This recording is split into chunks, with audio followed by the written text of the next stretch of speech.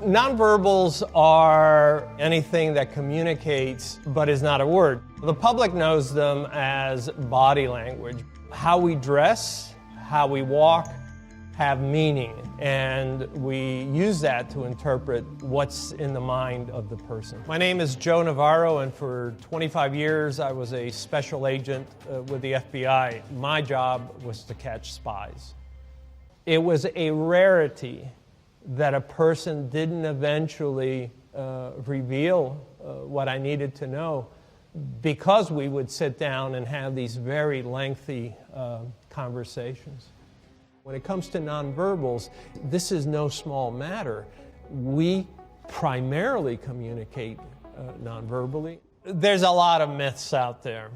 The ones that stand out is if you cross your arms, that it's a blocking behavior. That's just nonsense. Even when you don't like the person that is in front of you, this isn't to block them out, it's actually to self-soothe. Because in essence, it's a self-hug. You're waiting for somebody, you tend to do this. The other misconceptions are that if the person touches their nose, clears their throat, or covers their mouth, they're lying.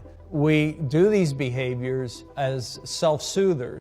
And people who prattle that and say, well, we can detect deception because the person touches their nose or covers their mouth, that's just sheer nonsense. Scientifically and empirically, there's just no Pinocchio effect.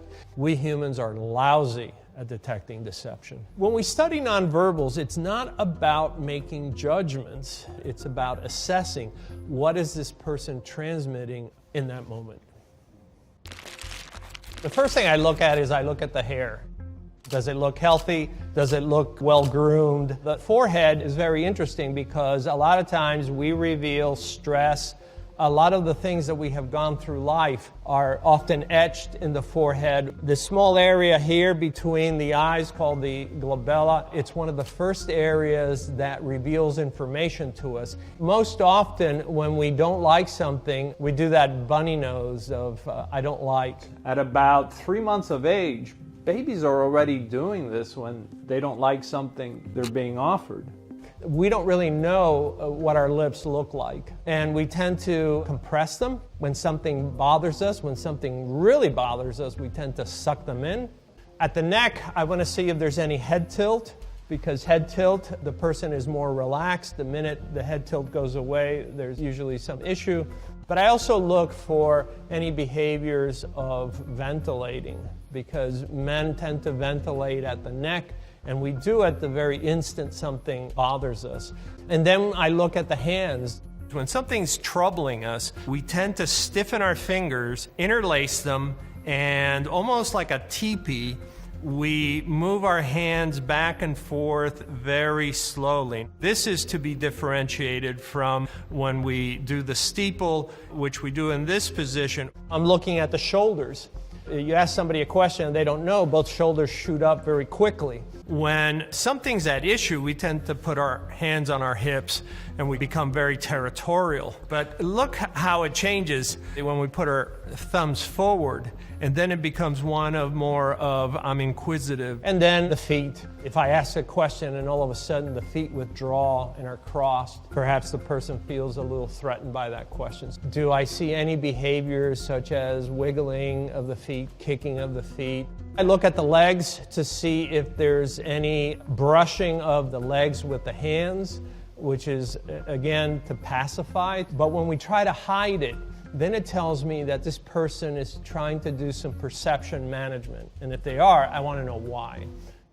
Espionage work is often nowhere near what we see in movies. And in one of the cases, we had information from another country saying, you have an American we think is actually a mole. He's here working for a hostile intelligence service. And just fortuitously, he was videographed coming out of a flower shop. We're looking at the video and we were saying, well, there's not much there. You know, he's coming out of the shop, getting in his car.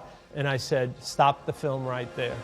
Just as he came out of the shop, he took the flowers, and most Americans tend to hold the flowers by the stalk so that the flowers are up. This individual took them and held the flowers so that they were facing down.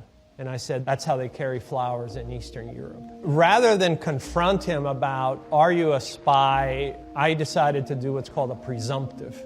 So as I sat there with him, I said, would you like to know how we know? And he had this look on his face, and I said, it was the flowers. And then he confessed. When I came into law enforcement, I thought it was all about the confession. It's really about face time. There were times when I would look at a face and there was just something odd about it. I couldn't quite pinpoint what I was seeing. And so I began to think about the concept of chirality. Usually in chemistry means that when you fold something over, it looks like it's going to fold over perfectly, but in fact it doesn't. And that's what I found with faces. Sometimes when someone presents in a way that they're difficult to interpret, it's because their faces are actually showing two emotions, one on the left and one on the right. And if you divide the face in half, you'll be able to more clearly see what that specific emotion is. We're all transmitting at all times. We choose the clothes that we wear, how we groom ourselves, how we dress, but also how do we carry ourselves? Are we coming to the office on this particular day with a lot of energy? And what we look for are differences in behavior down to the minutia of what is this individual's posture as they're walking down the street? Are they on the inside of the sidewalk, on the outside? Can we see how often he's looking at his watch? Can we see his blink rate? I know your blink rate is around eight times a minute, but you don't know that. You're not sitting there counting. All these things factor in because they're transmitting information. Now it's up to us to then use that information to say, okay, we need to marshal resources to be on that individual right now. Poker is an interesting game. The similitudes of sitting across from a spy or sitting across from players, it's their reactions to a stimulus. We have behaviors indicative of psychological discomfort that we use at home, at work, or at the poker table. So we're going to take a look at poker players and some of the body language that you'll find at a typical poker game. This is the first time many of them see each other. This is a great opportunity to be looking for behaviors indicative of discomfort. We're going to see one individual reaching over and grabbing his shoulder. We're going to see the individual shifting in his chair. The woman in this case, her shoulders are rather high. Here we're looking at player number 2 and number 3, and we notice right away that their hands are on top of the cards, and they may do that because the cards have now increased in value. Player number 5 is sitting there, arms crossed. You don't see a lot of activity. That doesn't mean he's not transmitting a lot of information. He holds them very close when nothing's going on. But does that change as the game evolves? Player number 4, she's actually withdrawn her hands from the table because when we like things, we tend to move our hands forward. When we don't like things, we tend to move the hands away.